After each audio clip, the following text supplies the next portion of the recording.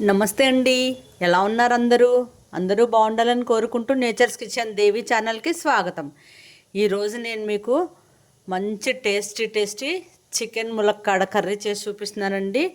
చికెన్ని ముందుగా నేను ఒక పావు గంట ఉప్పు నీళ్ళలో నానబెట్టి శుభ్రంగా కడిగి పెట్టుకున్నానండి.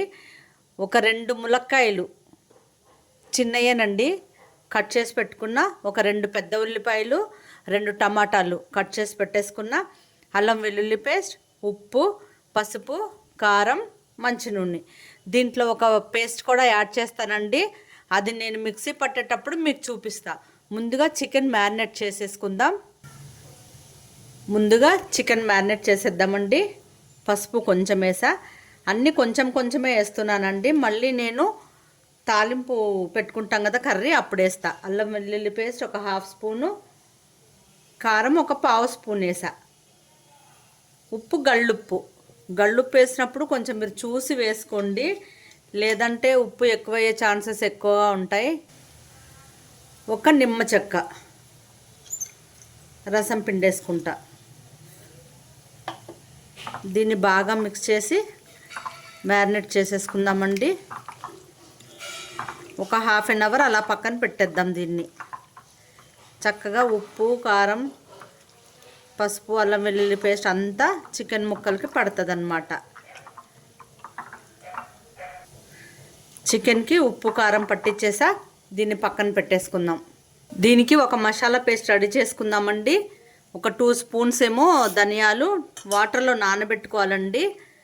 ఒక 2 ఇలాచి, ఒక చిన్న చెక్క ముక్కలు 2, చిన్న స్టార్ పువ్వు, ఒక 4-5 లవంగాయలండి, ఒక 4-5 వచ్చి జీడిపప్పు పలుకులు, చిన్న కొబ్బరి ముక్క అండి.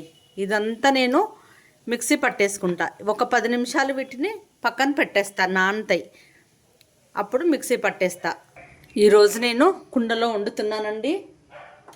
వేడవ్వాలి. కుండ వేడైపోయిందండి. ఆయిల్ వేసేసుకున్నా. ఆయిల్ వేడైపోయిందండి. కట్ చేసి పెట్టుకున్న ఉల్లిపాయ పచ్చిమిర్చి వేసేసుకున్నా. ఈ ఉల్లిపాయ పచ్చిమిర్చి కొంచెం వేగాలి. ఉల్లిపాయలు వేగిపోయినండి. ఆ మాత్రం వేగితే చాలు, బాగా ఎర్రగా అవ్వాల్సిన అవసరం లేదు. ఇందులో కొంచెం పసుపు, ఇందాక కొంచెం అల్లం వెల్లుల్లి పేస్ట్ వేసుకున్నాం కదా, ఇప్పుడు ఒక స్పూన్ వేసుకుంటున్నా. నేను 300 గ్రాముల చికెన్ తీసుకున్నానండి. దానికి సరిపడా వేసుకున్నా అన్నమాట. ఇది పచ్చివాసన పోవాలి. అల్లం వెల్లుల్లి పేస్ట్ పచ్చివాసన పోయింది. మ్యారినేట్ చేసుకున్న చికెన్ వేసేసుకున్నా. ఇప్పుడు ఇదంతా బాగా కలుపుకోవాలి. ఈ అల్లం వెల్లుల్లి పేస్ట్ ముక్కలకి పట్టాలి.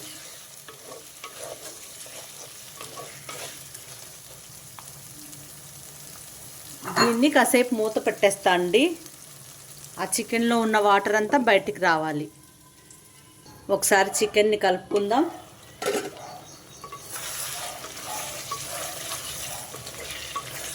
మళ్ళీ కాసేపు మూత పెట్టేద్దాం. చికెన్ కుక్ అయ్యేలోగా నేను మసాలా అంతా నానబెట్టుకున్నా కదా వాటర్లో, ఇది మిక్సీ పట్టుకొని వస్తా. కర్రీ పొయ్యి మీద వేసుకున్న ఒక 5 మినిట్స్ అయిపోయిందండి. చూసారా, చక్కగా కుక్ అవుతుంది చికెను.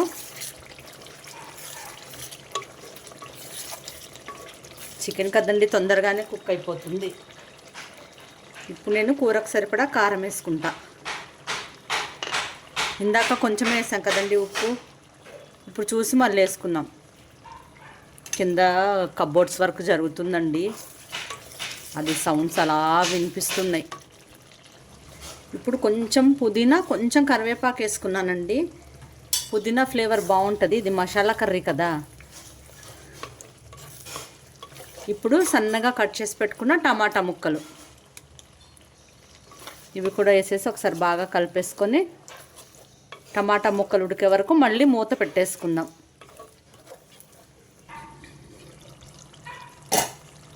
టమాటా ముక్కలు కూడా ఉడికిపోయినాయండి. ఇప్పుడు ముందుగా కట్ చేసి పెట్టుకున్నాం కదా ములక్కాడలు, అవి వేసేస్తా. ఈ చికెన్తో ములక్కాడల ఫ్లేవర్ చాలా బాగుంటుందండి.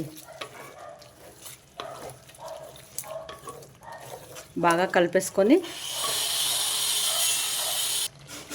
ఒక 1 మినిట్ మూత పెట్టి ములక్కాడలకి ఉప్పు కారం పట్టనిస్తా. ములక్కాయ ముక్కలేసి 1 మినిట్ అయిపోయింది.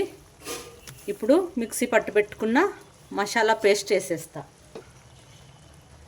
దీంతోపాటు కొన్ని వాటర్ కూడా వేసుకుంటా. ఇది కొంచెం గ్రేవీ లాగే ఉంటుంది కదా. ఇదంతా బాగా కలుపుకొని ఈ మసాలా వేసాక ఆ కూర టేస్ట్ వేరే లెవెల్ అండి. అసలుకి చాలా అంటే చాలా టేస్ట్ ఉంటుంది.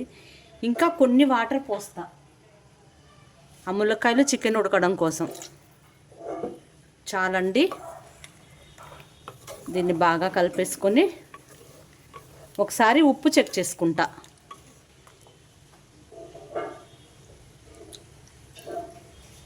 ఉప్పు కొంచెం పడుతుందండి. కొంచెం సాల్ట్ వేసేస్తున్నా. బాగా కలిపేసుకొని ఆ మసాలా చికెన్కి ములక్కాయ ముక్కలకు పట్టే వరకు ఉడకనిస్తా. ఒక 2-3 నిమిషాలు. టేస్టీ చికెన్ ములక్కాడ కర్రీ రెడీ అయిందండి.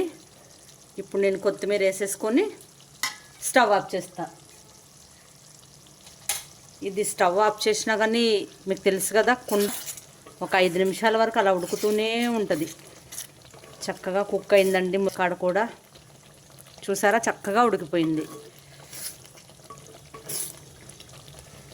నేను స్టవ్ ఆఫ్ చేస్తున్నానండి. ఈరోజు నేను మీకు టేస్ట్ చేసి చెప్తా ఎలా ఉందో. స్టవ్ ఆఫ్ చేసుకున్న ఒక 5 మినిట్స్ వరకు అది ఉడుకుతూనే ఉంటుంది.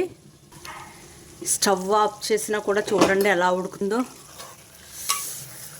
ఆ కుండ వేడికి ఈరోజు నేను మీకు టేస్ట్ చేసి చెప్తా ఎలా ఉందో.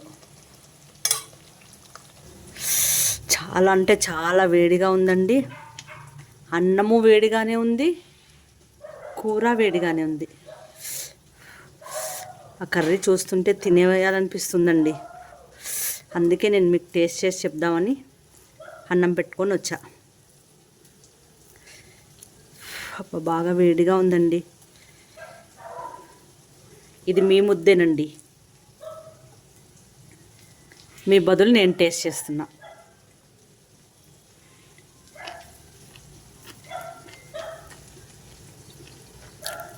సూపర్ అండి. చాలా అంటే చాలా బాగుంది. ములక్కాయ కూడా చూసారా ఎలా ఉడికిందో. చక్కగా ఉడికిందండి. ఆ ములక్కాయ ఫ్లేవర్ చికెన్ పీస్కి పట్టి సూపర్ ఎమ్మీగా ఉందండి. అసలు చెప్పటం కాదు, ఇది టేస్ట్ చేసే చూడాలి ఇలాంటి కర్రీస్. చాలా అంటే చాలా బాగా కుదిరిందండి. ఇంకో ముద్ద తినేస్తున్నా.